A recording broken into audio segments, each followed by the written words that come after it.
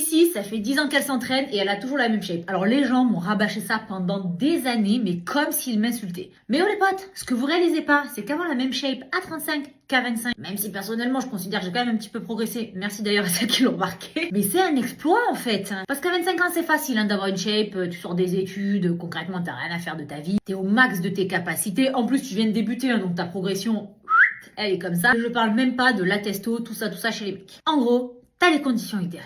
Mais à 35 ans, quand tu te fais rouler dessus par un rouleau compresseur qui s'appelle la vie entrepreneuriale ou une carrière professionnelle, que tu as potentiellement eu un, voire plusieurs enfants, que tu as un métabolisme qui se ralentit de ouf, et oui, tu rentres déjà dans la décade critique, n'en parlons pas, que tu es déjà au max de tes capacités naturelles depuis plusieurs années déjà d'ailleurs, que tu trimes dans tes entraînements depuis 5, 7, 10 ans, 6 jours sur 7, ah c'est dur, et que quand t'as fait une nuit de 7 heures, tu sabres le champagne. Sans déconner, déjà maintenir ce que tu as gagné à 25 ans, mais c'est un véritable défi en fait. Et ouais, parce que naturellement, ton corps, ce salopard, est déjà en train de te lâcher. Ah, le mec qui t'abandonne, il a zéro scrupule.